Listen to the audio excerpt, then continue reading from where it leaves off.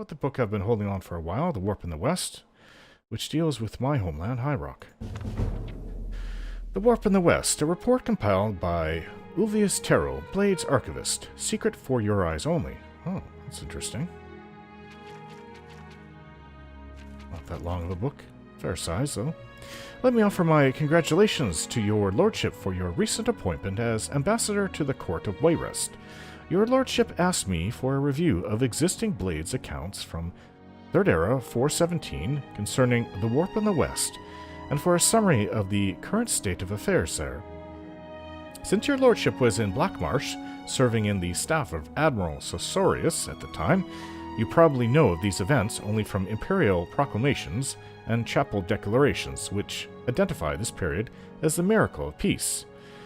During the Miracle of Peace, according to official accounts, the formerly war-racked Iliac Bay region was transformed overnight from a patchwork of squabbling duchies and petty kingdoms into the peaceful modern counties of Daggerfall, Sentinel, Wayrest, and Orsinium. Yes, and the... It's not even here. It's North Point. But I don't think it's called that anymore. Anyways, the Miracle of Peace, also known as the Warp in the West, is celebrated as the product of the miraculous inventions of Stendar, Mara, and Akatosh to transform this troublesome region into peaceful, well-governed imperial counties. The catastrophic destruction of landscape and property and the large loss of life attending upon this miracle is understood to have been tragic and beyond mortal comprehension. Yes, my father died in the war to consolidate all these places, and it wasn't from the Miracle of Peace, which was some kind of huge magical event, apparently. No, it was North Point. The Duke of North Point came down and killed my father. Yeah, the King of North Point, actually. Or was it the Duke? I don't remember. Inasmuch as this account confirms and validates the current borders of these counties and identifies the rulers and boundaries of these counties as ordained by the Nine, the Miracle of Peace serves imperial objectives of peaceful consolidation of ancient petty states and sovereigns into manageable imperial jurisdictions. The other remarkable features of these events, mass disappearances, armies mysteriously transported hundreds of miles or completely annihilated, titanic storms, and celestial phenomenon, apparent local discontinuities of time, fit comfortably into the notion that these events are part of a vast, mysterious divine intervention. However, this is only the public account of these events, and as you may suspect, it conflicts with many other accounts. In short, while this explanation suits imperial policy, it has little historical validity. Your lordship should know that the Blades have concluded that there is no plausible historical account of these events, and despairs that a plausible historical account shall ever be produced. The Blades have concluded that a miracle occurred, insofar as the events are inexplicable, but the Blades strongly doubt the miracle was of divine origin. There is good reason to believe that the ruling families of the 4 modern Iliac Bay counties had forewarning of the event. There's also some evidence that some of these ruling families may have been directly or indirectly responsible for the event. We do not know the exact sequence of actions that produced the event, although we are confident that the totem artifact was involved, and that a Blades agent was involved in employing that artifact. We unfortunately lost contact with that agent immediately after the event. His report may have gone some way to resolving the contradictory and paradoxical accounts of the event. The Blades, this is a bit of a dry reading. The Blades have on file few reports from agents dating from the Warp in the West period. Most of our agents were lost in the initial dislocations, and others were lost in the confusion after the event. I present a few of these reports to give you a general sense of their limitations, including the report of your diplomatic predecessor, Lord Strail. You will have had access to other private and rumored accounts of the period. I believe you will agree that these documents raise more questions than they answer. The report from Hammerfell Agent Briar Bird. I was on assignment in the Alikir Desert a few miles south of Bergama on the 9th of Frostfall. I was encamped, as it was still early morning, when I felt the ground shake so violently I was thrown to the ground. Dazed, I was aware of a great roar of a sandstorm, which alarmed me, as I had been on a high dune and had seen nothing like that on the horizon. It was on me before I was even on my knees, burying me in my camp. When I crawled my way out of the sand, I realized that I must make haste and get to Bergama as soon as possible, as all my food and water had been swept away. The sun was just rising as I began. Like I said, when I reached Bergama, it was nightfall. The town was in chaos, filled with the soldiers of Sentinel. The Lord of Bergama's fortress was in ruins. There had been an attack, but no one had seen it, only the invasion that followed it.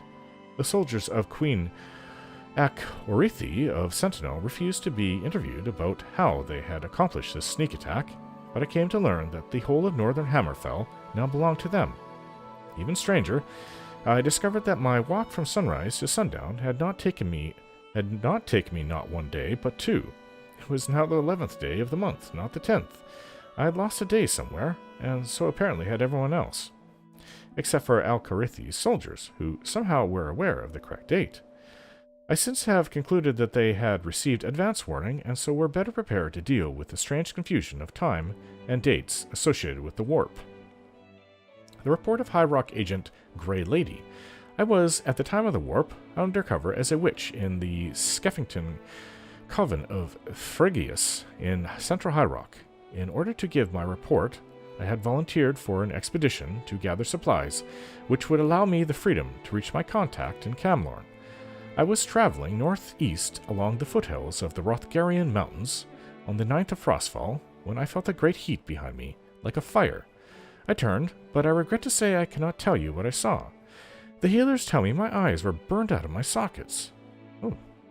I think I must have fallen into a state of semi-consciousness, for I distinctly remember falling as the ground seemed to give way beneath me.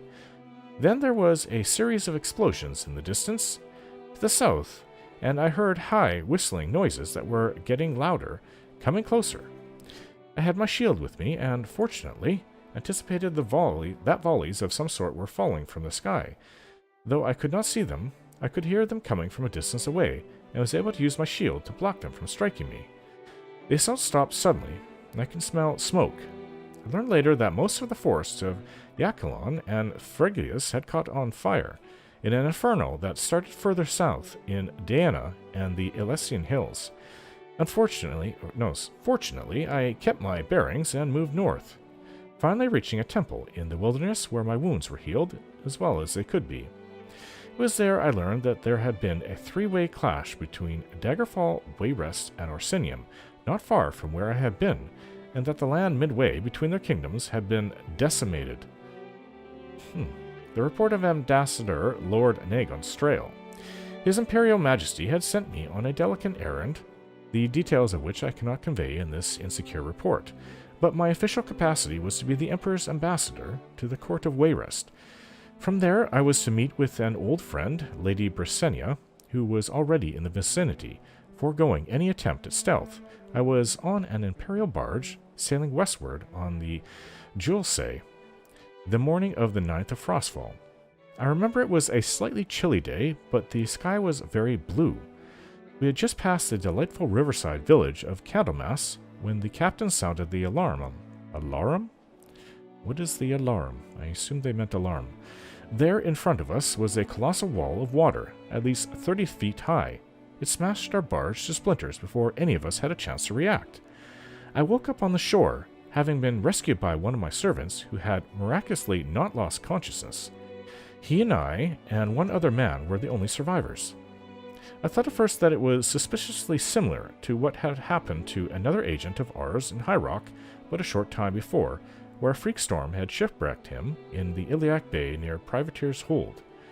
Furious and determined to see if similar forces were at work, I began a quick march to Wayrest. The march, however, was not so terribly quick.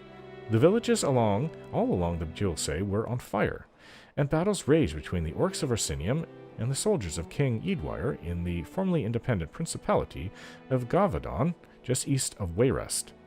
I am an accomplished mage and quite able to defend myself, but it took the better part of a week to make it those few miles to Wayrest. King Eadwire and his queen Baron Zaya were celebrating their great victories when I arrived.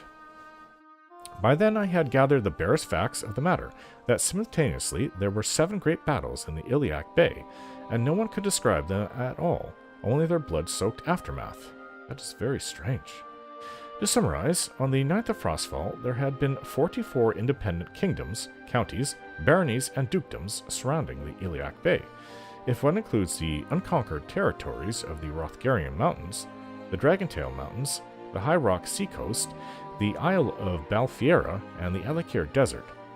On the 11th of Frostfall, there were but 4, Daggerfall, Sentinel, Wayrest, and Orsinium, and all the points where they met lay in ruins as the armies continued to do battle.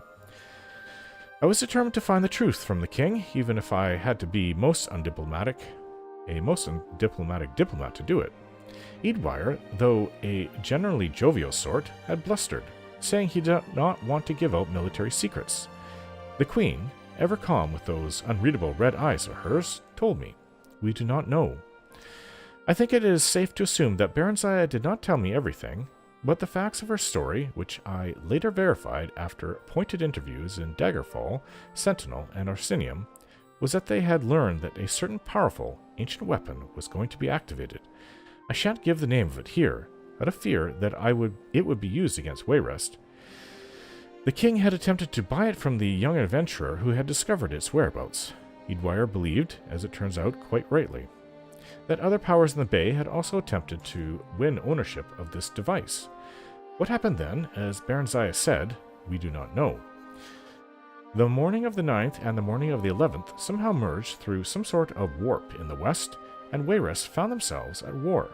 Their land had expanded threefold, and they were under attack by Daggerfall to the west, Orsinium to the east, and Sentinel to the south. There had been no time to understand what had happened. The king said they had simply reacted, sending their armies to defend their lands against these enemies, whose kingdoms had also gained great territorial advantage. The battles continue on, now months later, as I return to the Imperial City to make my report. Oh, what more do I have to say? There are bloody, violent clashes, as is always the case with modern warfare. But I have been to the blackened, desolate no-man's land between the 4 remaining kingdoms. No mortal army caused that devastation. I can say that the force that shook the Iliac Bay on the 10th of Frostfall 3rd Era 417 was infinitely greater than the power these mighty kingdoms are wielding today. I can say that there were other strange events on that day which kept the kingdoms from breaking free of the Empire and accomplished likely more besides. And I can say that there is nothing left of it. This power, this weapon in the bay, the warp that it created swallowed it up. Current political affairs in the Iliac Bay, almost 20 years have passed, and the region, though transformed, has stabilized. There are no more disputed territories, and the kingdoms of Daggerfall, Wayrest, Sentinel, and Orsinium hold the new borders in relative peace. Wayrest spreads across the eastern coast of the bay, stretching from the land formerly called Anticlear to half of Gavadon. Eadwire has passed on to his ancestors, leaving his kingdom in the hands of his daughter, Elisana, who has 2 children by her royal consort and seems likely to hold her father's lands. Your lordship may also choose to communicate directly with King Helseth and Queen Baronziah in Mournhold. Their primary preoccupations are, of course, with Morrowind's affairs, but they may still have useful observations upon Wayrest's ruling families and political environment that may aid you in your understanding of the court of Queen Elisana. King Gotwort of Orsinium controls much of the Rothgarian Mountains as well as the profitable river coast of the Julesay.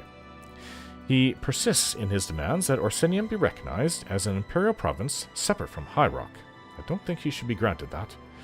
The Elder Council treats Gotwort as a recognized king and collects taxes directly from Orsinium, but officially Orsinium remains a county of High Rock, though technically it spans both the provinces of High Rock and Hammerfell. Sentinel has gained the most land, sprawling across the entire southern Iliac Bay from Abibon Gora, beyond the Dragontail Mountains to the edge of Mornoth, Orsinium's territory. Queen Akorithi, at her death, left her numerous kingdom to her only surviving son, Lotan, who is now surely one of the most powerful kings in Tamriel. Daggerfall is still ruled by the Breton king, Gothrid, and the Redguard queen, Abukai. Their land now encompasses all of western High Rock, from the border they share with Wayrest at Anticlears to the east, to Yakalon to the north. They have 4 children now, and are much beloved in their realm. If there are other repercussions of the mysterious warp in the west, they have not yet come to our attention in the course of 20 years of observation.